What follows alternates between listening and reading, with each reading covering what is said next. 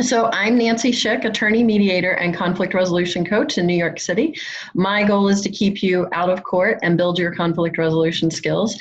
And I've been able to keep a lot of people out of court these days, but keeping them out of conflict resolution or conflict situations has been a little bit different. We're definitely talking a lot about that, and that was one of the reasons I asked you to come on, Ashley, because I know that you work with a lot of families and you have a broader understanding of some of the things going on for remote workers and people that are homeschooling and all the other challenges that we're being hit with at once, right? So why don't you introduce yourself to the people that don't know you and tell us a little bit about what you do?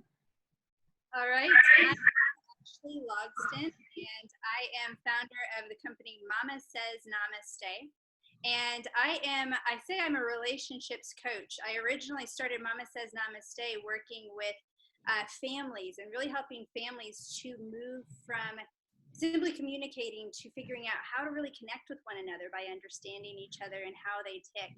And in my experience from that came from over in the entrepreneurial workplace with 48 days. And so I've used my in both the entrepreneurial world and also in their homes, just kind of looking for a break from life beyond the picket fence, really looking at alternative options, whether that's something that's more entrepreneurial or alternative education or even full-time travel, because our family also RVs states full-time and have been for about 3.5 years now. So yeah, and I know that's one of the things that really drew me to you, because for those of you that don't know, I coach with Ashley's dad, Dan Miller, in a program, and Ashley was my coach on the DISC assessment. So then when I learned your life, I definitely said, oh, that's something I've been looking at for a while, because I do have a mentor in the legal profession who is what she calls location independent. So I'd never really heard that before, but probably in law school had dreamed about living that way. I imagined myself hosting meetings atop a mountain, right? I was like, oh, you want to meet with me? Come on up to the mountain with me, right? And haven't really done that. Got a little off course, I think, maybe from that in New York City. Not a lot of mountains out there. But we do have them close by. So yeah, I think one of the things I wanted to ask you are, like, what are the questions that you're getting from families? Because I know that you both work remotely, like you said, and you're hearing different things from families who are both living remote, they're working remotely and living with children and trying to homeschool them now, but also trying to navigate how do you stay apart, and how do you keep, like, your kids from their grandparents or from, their uncles and aunts, and just like me trying to navigate my relationship with my boyfriend who lives in Brooklyn, and we're trying to keep that social distance so that we're not contributing to the problem, and hopefully can get through this and back to normal a little bit sooner. But how do you navigate those things? Any tips? Man, I wish that I had a wonderful answer of how this is exactly what you do and this is this perfect formula. And unfortunately, there is a lot of unknown. And I've been tackling this a lot in the last 2 podcast episodes. So I do a podcast with my husband, and we talk about creating intentional families and all of the things that come into that, and we'll answer questions. And so, of course, even though I had some podcasts up in the queue, all of those got to the back burner as we needed to address what's happening real time. And so I talked last week on there about the importance of our mindset through this time, because our kids, first and foremost, before we're even figuring out how to navigate any of the relatives, the people that are in our house are feeding off of the energy that we exhibit.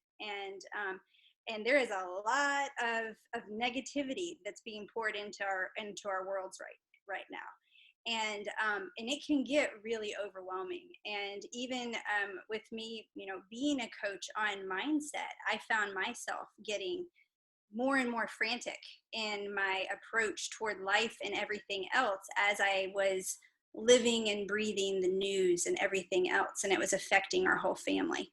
And so I think the number one thing for all families, for everybody, is just kind of keep in mind your mental health through this time, and how important it is to give yourself some moments of rest and a recovery, to allow yourself to find things that bring you joy through this time as well, because unfortunately, we don't have the answer as to when this will end or how it's going to turn out.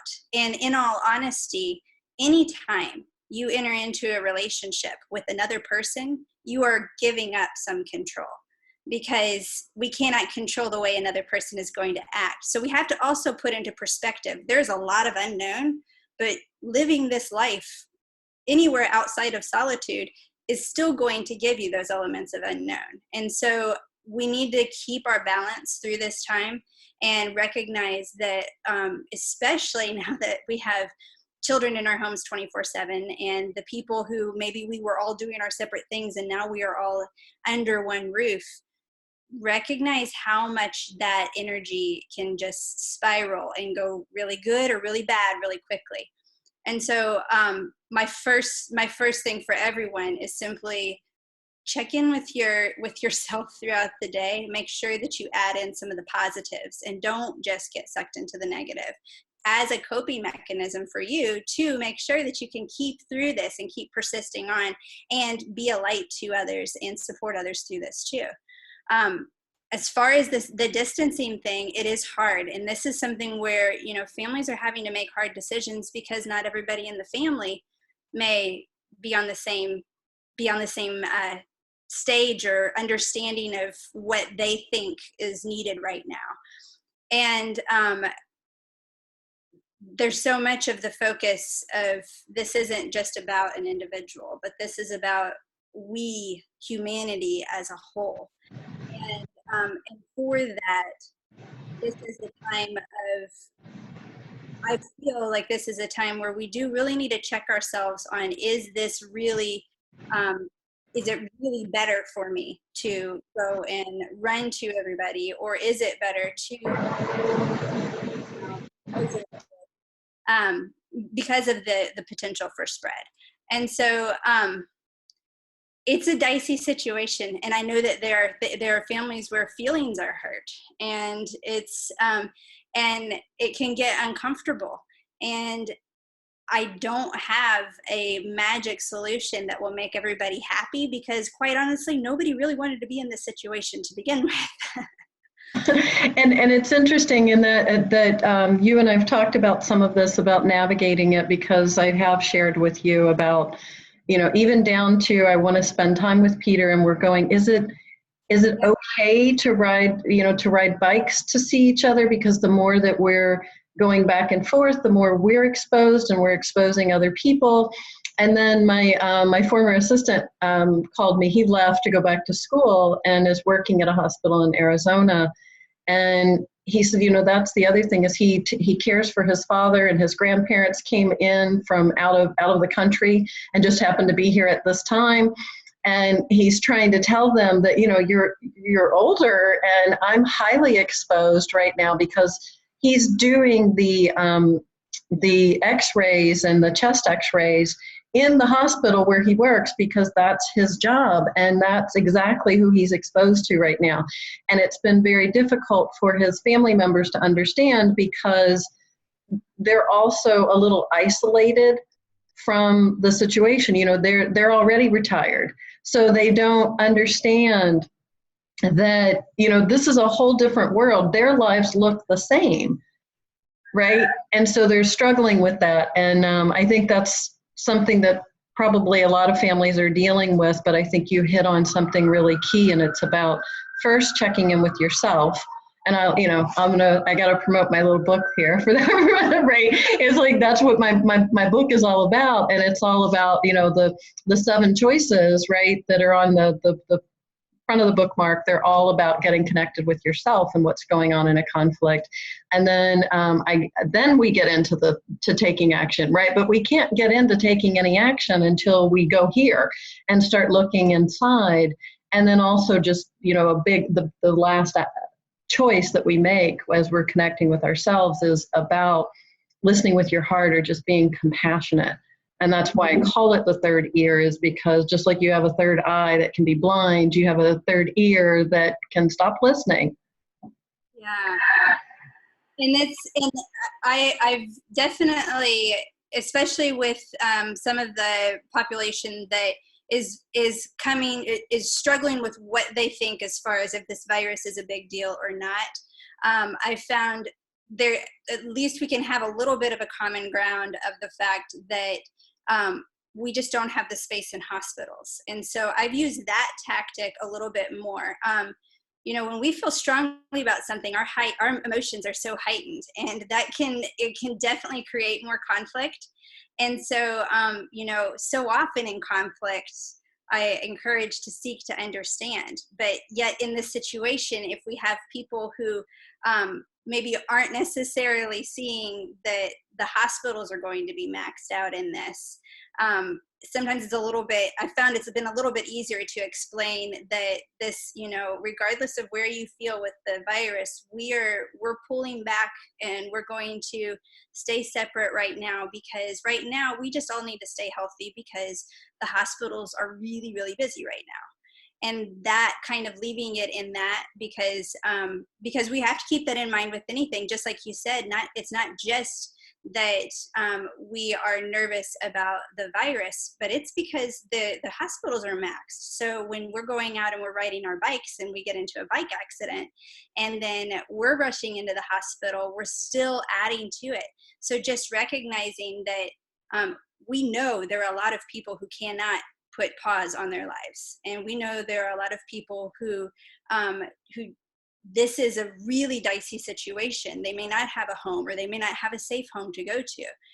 For the people that do, and the people that do have a safe place to go to, then that's a point of privilege where you get the opportunity to serve and support someone else by simply not being a part of all of the activity right now. And so that's kind of my balance for families, for people that can just, to stay in and have this be an opportunity to kind of reevaluate what's going right in your life. And that's something where I just read, I'm reading a book out loud to the girls that is a great book, that is a novel, and it's talking about the law of attraction. And in the book, the story just recently is this wise owl who is teaching this girl how to get out of her spiral of negativity. And the focus was that she knew very well what she did not want. And I would say we as a society know very well what we don't want right now. We can all say we don't want to actually get the virus. But, there's a few other things too. We don't want to lose our job. We don't want this. We don't want that. There's a lot of things we can say we don't want. And there is a shift to go to focusing on what you really do want. And people, sometimes it's hard enough to even go to that. Well, what do I really want? What would be good? But then even more so than that is moving to the point of saying, I'm experiencing what I want, like putting your mind there and imagining the feeling of already having achieved that. And that is a whole mind game that is just within ourselves, that we have the power to do at any time. But if I can shift from, it's a cold, rainy, gross day outside and I don't want this. And instead of going to there, I'm thinking, I'd really like to have the gorgeous sunshine view that I have right now, that I'm trying to bounce my face around. I want this, and I can say it, and I can even picture and know that this picture is possible. But for me to actually sit with it and imagine, even with the rain and nastiness around me, imagine that sun hitting me, and imagine the breath of fresh air, and imagine those birds singing. My mind goes there, and it's a beautiful meditation. that can get me out of that negativity and really get me into that place of peace. And those are so, so important for us to do right now. And that is, wow, that's extraordinary to describe it the way you have, because I can see myself in that, right? Of being unable sometimes because I'm so focused on what I don't want, that it's hard for me to remember what it was to have dreams and goals and things I did want. And so I think that happens for a lot of us. And this is, oddly enough, a time for us to go there, right? Try to get back to that. And I even put a course up, just a very short mini course on Friday in my online school about discovering your values, because I think that's another part of it, is that we've become disconnected from our values. And then the next piece of that will be a mini course on, opening possibilities and remembering what it is to dream again, and how to experience, as you said, just, you don't have to necessarily be experiencing it with the sun, right? I can actually remember what it feels like to have the sun. And you think of like Helen Keller, or, someone who has lost their senses. They had to create that for themselves. Our brains are so powerful. And that's something else you mentioned that I think is so relevant to what we're talking about, is the physical game is important. And I think when we were preparing for this course or this call, we talked about this, is that the physical game is super important right now. We have to keep our immunity high. We have to do what we can to exercise and eat healthy. But just as important, at least as important, as the mental game right now. And all of that plays together. And we have a tendency to kind of ignore the mental and emotional game. So do you have any other tips for how people can tap into possibility and opportunity in the future, and creating a future that they want, instead of being stuck in what none of us want right now? Right, for sure. And I will say, to that point, our mental health is so powerful that it affects our physical health. And my goodness, if we're hearing in the news that this is killing people, and then you get a positive, how quickly your mind can automatically just accept defeat and accept the end. That's a really, really scary thing to be in. And our mind has that power. So we have to recognize, I'm very much of a mind, body, soul approach, that, you don't just look at one part of your body and assume it's not connected to everything else that's going on. And on that note, looking at how everything is integrated can kind of help to, like I said, kind of getting some perspective and some positivity through this too. One thing that I would encourage is not starting your day or ending your day with what you don't want.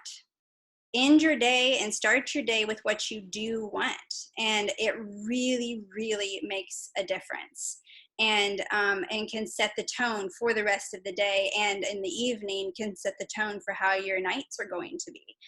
Because even if you're going to say during the day, I think I'm okay, everything's fine, what happens in our night? We're grinding our teeth, we're having nightmares, our body has to get out negative energy.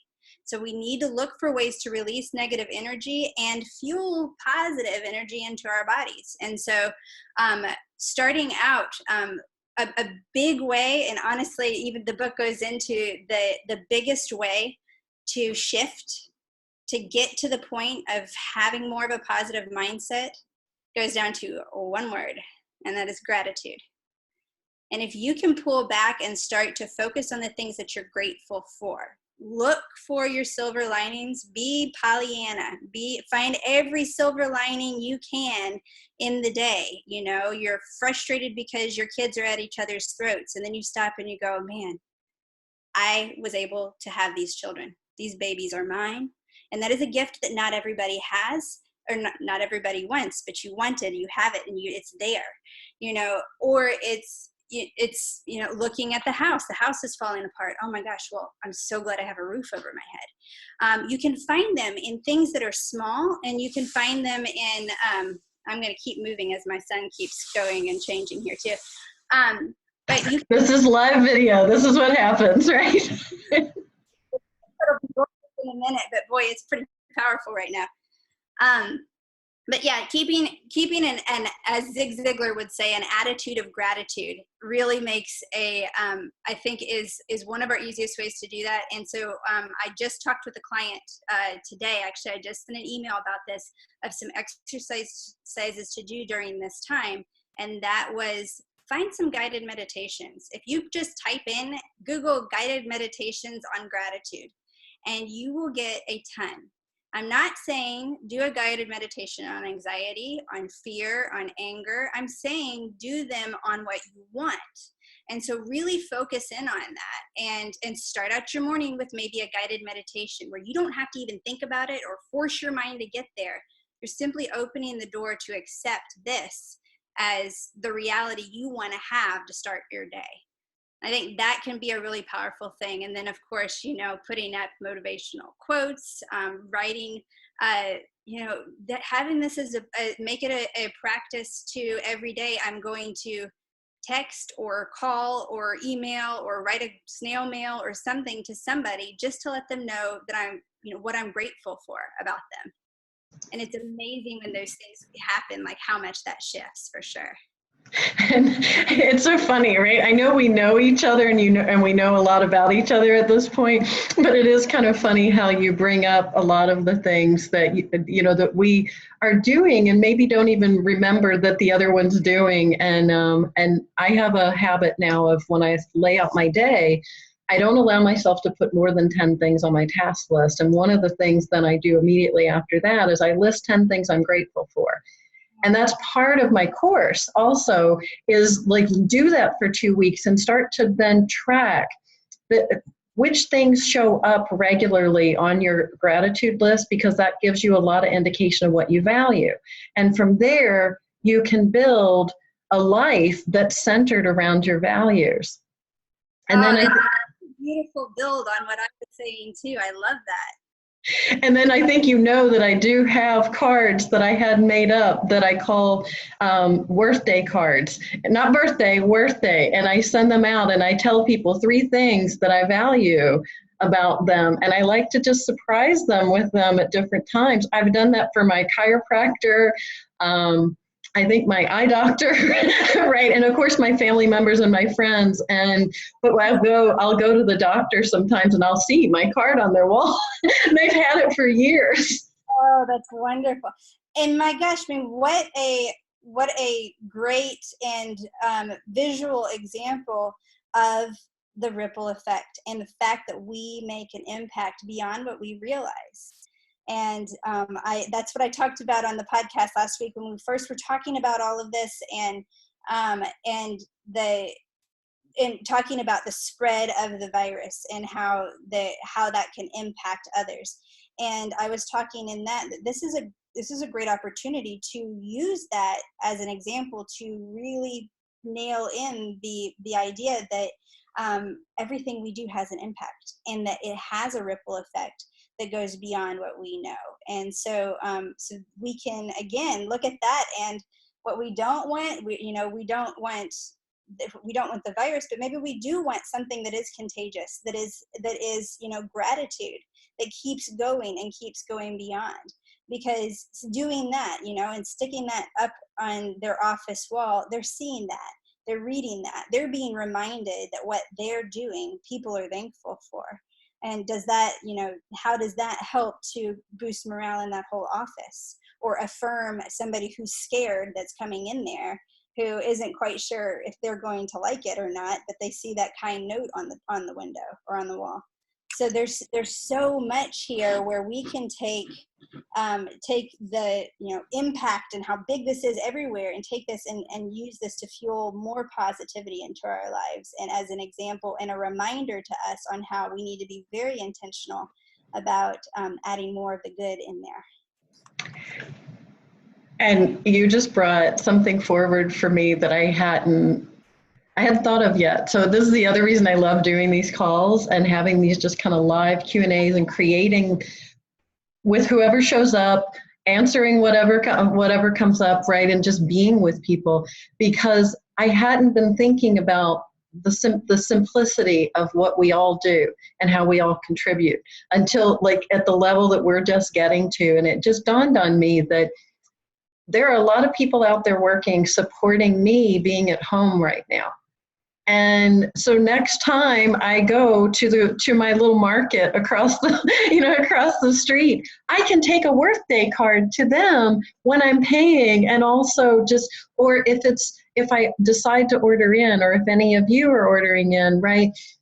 Not just be gracious and grateful by giving more for a tip right now for the people that are literally risking their lives to bring you food, but also just putting a nice note. We see that so often, right, in social media, where people will put the receipt up where they've been in a restaurant and somebody will leave them a great tip with a nice note, or the opposite. But we're inviting what we do want, right, which is more love and compassion and generosity out in the world. And these are little ways. We've been looking for this, right? We've been looking for little ways to say, thank you, we really value your contribution. And you can do this with everybody you encounter right now. Yes. And that I had a friend whose husband has picked up a shipped delivery. She's picked up shifts with Shipped because he was another one who does not have the job that he had a week ago. And so he picked up this shift, and one of his very first deliveries that he did, they had left a basket on the door for him that was a thank you with a Corona in it, of course, and some Kleenex and hand sanitizer and some suckers and some things like that, and I think some Clorox wipes, and it was like all wiped down, and it said, thank you for the delivery. And it was, it was small things. It wasn't anything that was big, but, of course it cheered him up, and that was a super sweet thing to do. And we're seeing that, and we're hearing that all over. And I know that it's really easy to get the negative news, but you can actually, look and see there's a lot of good news and good things that are circulating out there. I've been pulling all kinds of videos, funny videos and things like that. I saw Marie Forleo has a wonderful post with so many inspirational and funny and entertaining and mindset shift ideas, all kinds of great things that she shared. So as much as we can see negativity in our world, we can also just see a lot of the positivity too. And so that kind of is, where your focus goes, your energy flows. And so there are some great things that we can pour into and get ideas to maybe spread the love and keep that as the contagious thing going, and spread more support for those, and just gratitude. And gratitude doesn't have to be a huge extravagant thing or in someone's face. I mean, a simple thank you for all you're doing, it can mean a ton, especially to the very maxed out people that are still running around right now. Yeah, and I think that's a huge point that we all forget, right? Right now, I know I've been feeling a little helpless when I look at not being able to help enough, right? And for those of us who already have an enough conversation that goes on in that head all the time, right? It's very easy. Oh, another enough conversation that I can beat myself up over, right? And so that's why I said, like, it's that mental game of just going, oh, that's just me doing that again. And then we can look, and that's what I've been spending a lot of time doing, is going out, and you shared that about Marie Forleo's post, and I went and found it, and I shared it with my community, and I tagged her also. She's so gracious and so lovely, and immediately responded, right? And just the community being created, and it's the simple things like that about just spreading that positivity. And I think, those of us that are, maybe feeling the loss of income and worried, like we may not be covered by some of these subsidy packages. I mean, it does sound like we're going to get something from this, but a lot of small business owners, for example, are not going to qualify for the loans. A lot of families, it's not going to be enough to cover what they really need. there's going to be need, right? There are going to be gaps, and no matter how hard we try, there are going to be gaps if we rely on one source for the answers, right? And that's the other thing, is like, it's great that the government's going to chip in, but we have to be looking for how do we create solutions also. And so I think that's, one thing is just, there's a little thing that you can do that already helps. And the people are literally dying here in New York because they don't have surgical masks. And I just saw we lost a medical provider at one of the hospitals where they've been wearing trash bags instead of gowns because they ran out of gowns, right? So I hear these things and I think, I wish I knew how to make a surgical gown, right? And you had mentioned the Joanne Fabrics, right? And how they're doing the pre-cut masks. And I think, oh, I wish I could do that. It would take a week for me to get them one, right? Because it's not my thing to do, but I also loved that brought forward a conversation about there's always something we can do. And if nothing else, be kind to each other and be grateful. Mm-hmm. I sent my parents an article. There is a Christian comedian from Nashville area, and the Tennessean just posted, or I saw one of the articles that came through today, was she has a favorite pizza place that is this small mom and pop shop, and she loves the place. And so she posted on her Facebook, anybody who calls between now and 7, free takeout and delivery I'm covering it. I'm footing the bill. And so she just covered the bill for 90 minutes for this restaurant, and the restaurant completely sold out. Ended up, replacing their pizza dough with, doing spaghetti, like creative things and everything else, because they ran out. And they got such a business boost that it's going to help ride them a little bit longer. So, the people who are in more stable places financially, this is a great opportunity to open the door to something crazy like that. Pay it forward. Pay the bill for the people behind you. Do some things to, tip double, tip way more than what you paid for the product. You can do those things. And for those who are concerned about money, that doesn't mean that you can't give, because, obviously a simple word of gratitude doesn't cost a thing. So we still have those. And I also want to say, for the families that are struggling through this, I know that this can be really hard, and I am not in any way, there is no comparison with what we're dealing with right now. That being said, I was a child who grew up in a house that was a very happy house, and when I was 8, my father lost everything in a bad business situation. And so here we were, he has 3 children and a wife, and we lost our house, we lost our car, and we were over $500,000 in debt, or almost at $500,000 in debt. He spent 12 years paying off every bit of that. And we bounced from rental to rental and could not own.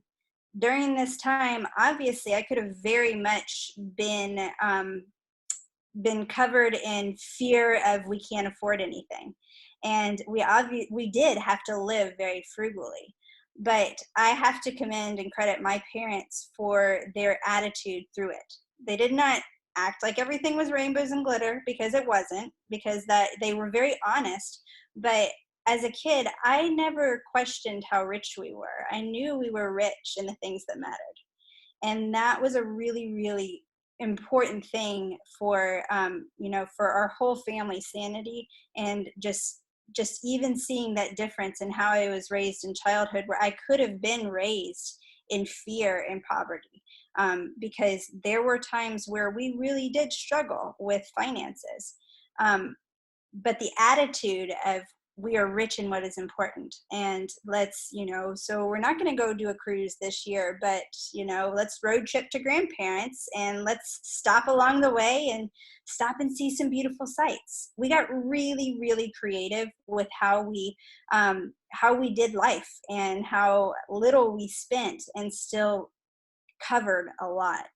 And so, remembering again, we still keep going back to the mindset thing, that even if this is a tight time, even if this is a time of job loss, and even if this is a time of people loss, I mean, as we see loss coming in, this mindset is so, so important. And you can still find riches even when maybe the monetary aspect is a struggle.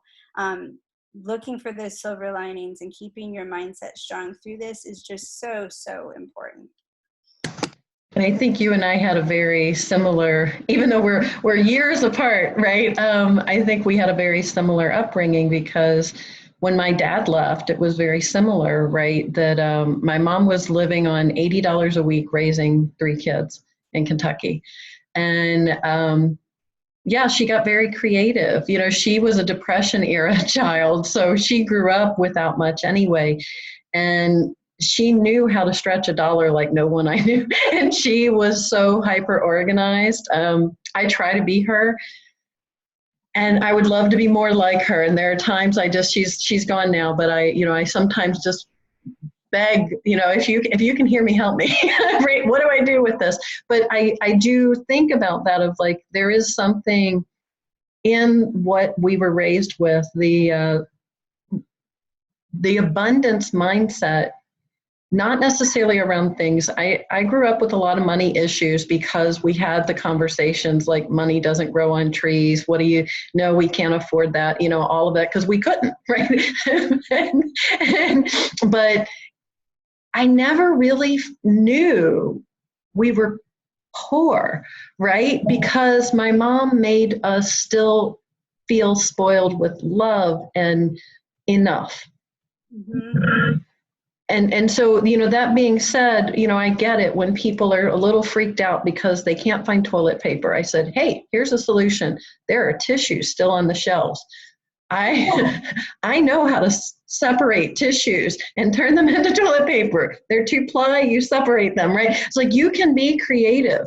And it's interesting how people are sharing these kinds of stories, but also then looking at things like bartering. So maybe you're feeling like you don't have money or things to give, and there's not an easy way to transfer goods right now, right? But there are definitely things that you can do. If you're a web designer without enough work right now, look for somebody that has something you need. Do you need somebody to help you promote that? Do an exchange. If it's a neighbor and you're cooking, right? For me, I'm cooking more than for me a lot of times, and I'm not sure I want to eat the same thing for 3 days. Understanding I have to take some precautions, but I have a neighbor that I text him and email him occasionally, say, hey, how you doing? Do you need anything? And this is what we can do. It's those little acts of gratitude and acknowledgement. And, even the calls and the video calls and the phone calls and the text message, just let people know, hey, I care about you. Mm-hmm. And that's what we've done with grandparents, through this time. We FaceTime. We FaceTimed today and had a watercolor class with my mother and grandchildren here where we are right now in Georgia and Colorado and California. And everybody was able to all get on and do this class together. And typically, it ends with Yaya reading a book, and then she hops off and all the grandkids make faces and act silly for a bit. And actually, my daughter ended up reading to the other cousins, which was really cool. And then she, called up another grandmother and read out loud to her today, and they were working on their reading together. I've got a grandfather who is going to be, he wants to share with the girls about Toastmasters this week. So what we're doing is I'm reaching out to even family members, and think about this when it comes to, stressing about school or just looking for entertainment for your children that's not just sitting in front of the TV and watching cartoons. Ask the people that care about them, ask them, what are you interested in? What is something that you're passionate about that you could share with my kids? And so, my father-in-law happens to be an amazing storyteller. He loves to tell stories. So for him to kind of introduce Toastmasters and how to tell a good story is so natural to him. And of course, our kids feed off of the excitement as well. So it's been a really great opportunity to even bring more of that in. And for those families that are stressing about work, or about school, that was the part that I addressed on our podcast this week, was about school. That our approach towards school, like we've talked so much about kind of functional medicine and a mind, body, soul approach, I call it functional education. And what that means is that I believe that education goes beyond the confines of a classroom, goes beyond a test score, and goes beyond a grade level. It is a lifelong approach. So if you ask our children, where do you go to school? They say everywhere. And who's your teacher? Everyone. And because we believe that life gives us learning opportunities all the time, it's kind of taken some of that pressure off of what we need to teach them, because life's teaching them every step of the way. So my first thing is, if you're freaking out about teaching your children, first off, recognize that you've already been doing it their whole lives. I say I have been unschooling for 12 years, not because I have had 12 years of grade school with my children, but because I have a 12-year-old. And from the instant she was born, she's been paying attention and learning and growing. And there's no curriculum that tells a kid how to say their first words and to pick up that first language. But that full immersion, they start talking. We put a lot of pressure on what all we need to teach our children. And first and foremost, before you go to anything with teaching and educating, it's developing the relationship. So right now, where everything is all up in the air and everybody isn't really sure what we're doing and where we're going to go, we need to look at what we can do right now. And right now, I say, families, take a deep breath, give yourself a little bit of grace in recognizing that it might be a-okay to simply chill for a week or two or longer. And I will give you, from the unschooler approach perspective, that I had a child that did not read at 5. She didn't read at 6 or 7 or 8 or 9. And at about 9.5 and 10 is when it finally started to work for her. And did she start with a board book? No, she started with actually an adult book that I was reading, an adult self-help book.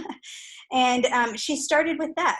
And she immediately went to adult terminology because she was mature enough at that point to be able to read it and process it in a different way. So although there are a lot of developmental checkpoints that we have, especially here in the States, this is not the point right now to stress over whether your child has hit that point.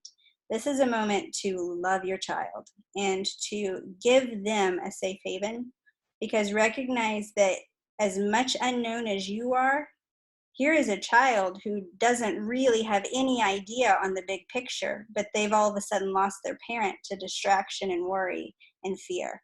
And so make sure that you are present with your kids and give you all a little bit of grace to just rest and recover and work on positivity first. And you're going to go a lot further with what you can do schooling wise if you're doing it from a supportive environment versus one that is just by force and a lot of pressure. I know I personally do not learn well if I'm told, you have to learn this right now and retain it and apply it in your life.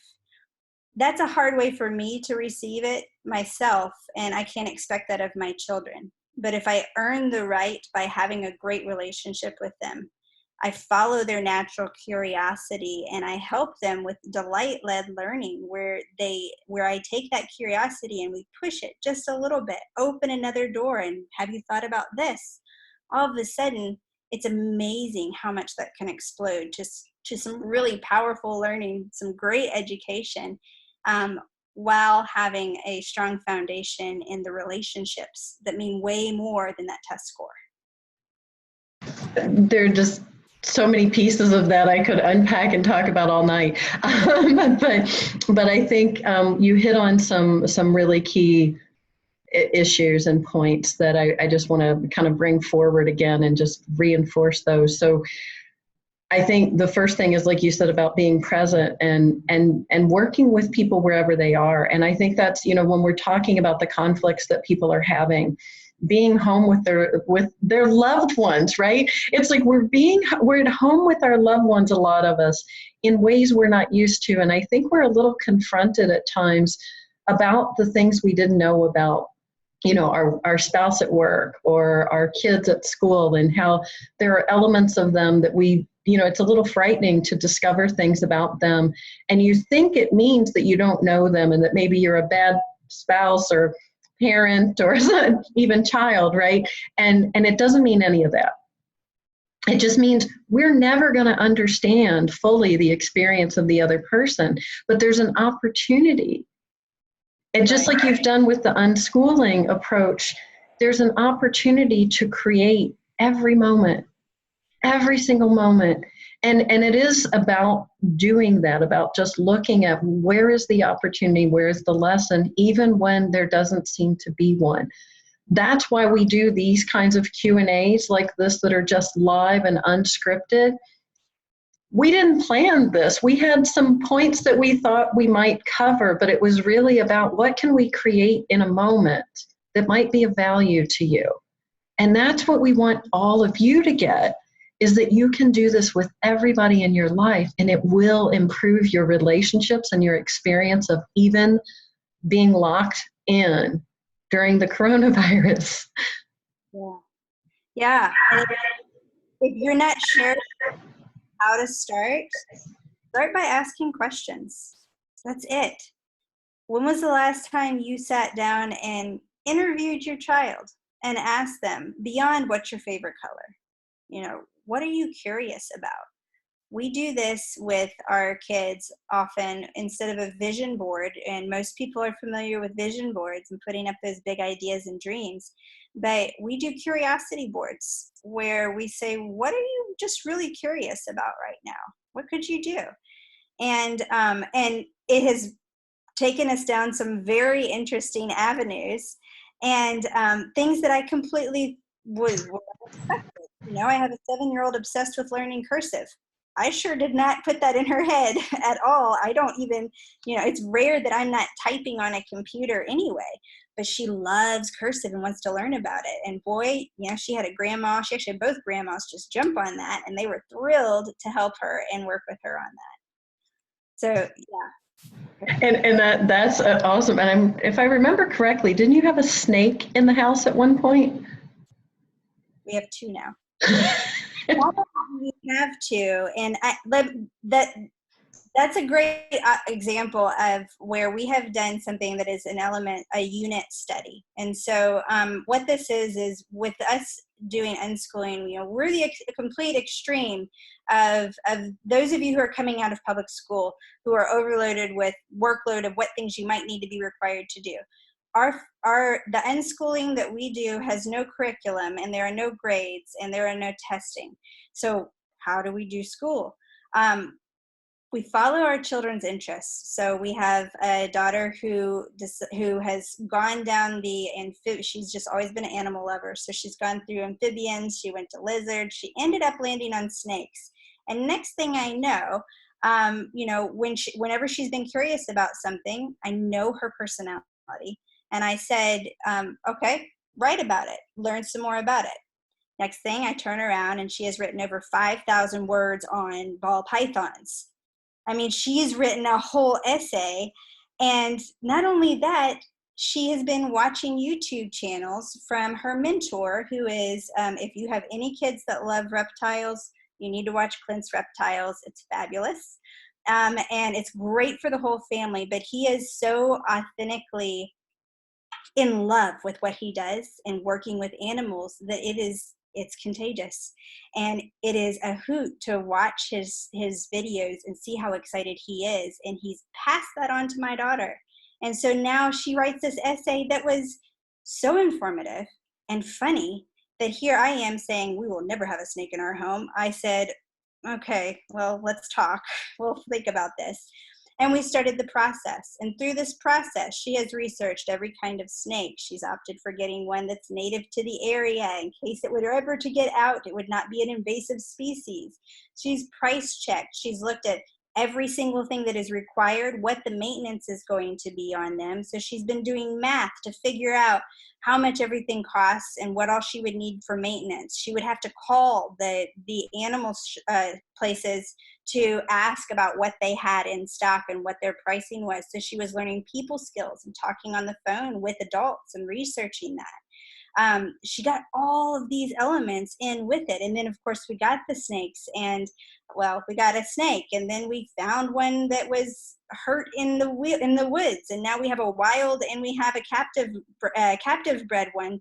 And we learned about nursing a wild snake back to health, and that they get covered in ticks that I had no idea about. And now we're opening up another door of recognizing that, you know, it costs a lot to feed a snake with the mouse, and yet mice can repopulate a lot. And so now I'm in this situation where I have a bunch of animal lovers who also are so passionate and have followed their pursuits so much in understanding nature that they also recognize and value the circle of life, and they see the need for all of it.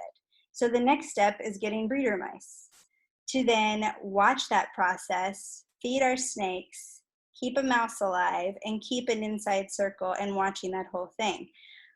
I sure did not have that agenda. I never in a million years would have thought that I would have 2 snakes and mice potentially living in an RV. This is so unheard of, but it has been a process of me just being open to working and walking through with the kids and learning with them. And that doesn't mean all of you guys are going to be stuck with snakes, but it's an opportunity where I learned so much with my kid because I followed her delight that it opened me up to something I was never open to before. So I ended up really, really growing in this process as well. And that's such a beautiful thing. You guys have the opportunity to grow and learn right alongside with your children, to find out so much more about who they are and how they tick. And this is such a great opportunity to just be curious about one another. Don't judge. Don't critique, don't say you should be this or talk about what you don't want, but just get to know the people under your own roof right now and check in with them. See how they're feeling with all of this, and recognize there's a lot that we can do just with those people we may be quarantined with to help build and strengthen a relationship there, or establish one that was never there to begin with. This is an opportunity for us to really look at what's really close to home and see what's working for you, and what things maybe it's an opportunity to let go of. Maybe that's negative thinking within the household.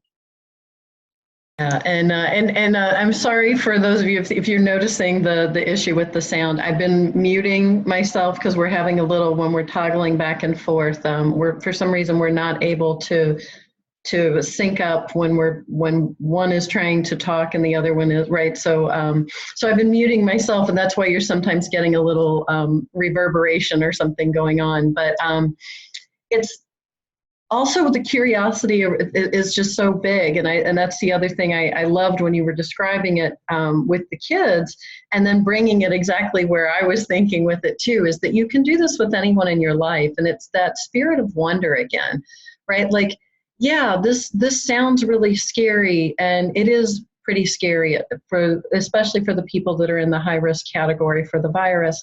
But we can also use it as an opportunity. I've learned things about viruses that I would never know, right? And how they spread, and my own health, and looking at that. And I've started to take it more of with the approach of wonder.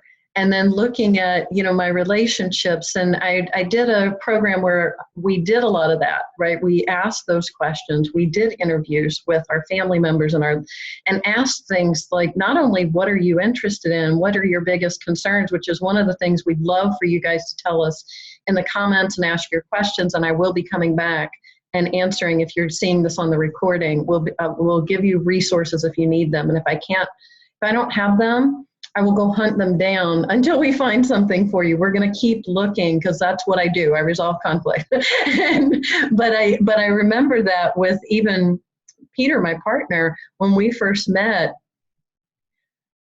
I couldn't imagine like that I would have ended up with someone who sings opera, like, and just, and I remember explaining this to my friend when we first met, and then she's like, "Oh, how's that going?" I was like, "Well, we've been out on several dates. I was an athlete in high school. That's why you can kind of see the little glove hanging on my wall there with my awards and everything. And then I coached, and then I tried out, got cut first round from the Olympic team, right? So I was very, very into sports. And so you would not have thought I would have ended up with someone who had taken ballet and was on the swim team and the wrestling team. He did some sports, but he did a lot of individual things, and I was a team sports kind of girl. So we came from these very different backgrounds, economic backgrounds, geographic backgrounds, right? You name it. And what it's been is this lovely exploration of, wow, I know stuff about opera now. And there are elements of it, if I look with the spirit of wonder, I can then find things that I appreciate about it. And I've learned to listen to music differently because he's also a musician, right? So he's the vocal musician, but he also plays guitars. We've written songs together and actually performed on the radio at this point together. And we're going to do a video, if I can document it, right? We're going to do a live video like this where we do one of our songs, because you've reminded me, like, just have some fun together, be together. And when we're on these calls, the other thing that I love about the video calls that I hadn't been thinking about is, one, how the emotion, we talked about this the other day, how it is palpable when you're bringing your full self to it. It's not just this experience of I have to do this. But the other thing that when you were talking about how your family did this and you had the story hour and everything and you had everybody participating, think of how many family gatherings you have, and everybody's in the same room, but some of them are on their phones and somebody's watching TV. Like, I think of the last holiday gathering. Somebody's somebody's watching TV, somebody's in the kitchen, somebody's doing something else, and you're not together. Right. We have an opportunity to do this right now. Oh man, I mean, this is when it's sometimes we've got to have some forced intentionality. Now we don't have the option to just take for granted that they're going to be sitting next to us all the time. It may be that we're in quarantine and we can't see them, or it may be they're fighting for their life, or it may be they're just stuck all the way across the country. I mean, I would love to hug my nieces and nephews right now, but they're on the other side of the country. And I can't do that. So I look at what we can do. Well, we can get really intentional about the time we spend on FaceTime with them. So yeah, get intentional with your actions during this time and recognize that we're moving forward no matter what you think about it. We're always moving forward. So we can do it, and we can move forward with intention or with reaction.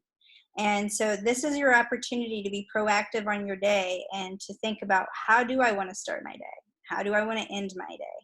And stay educated and stay informed. But I love your idea of, or your verbiage that you're saying of just looking at things and approaching it with a spirit of wonder.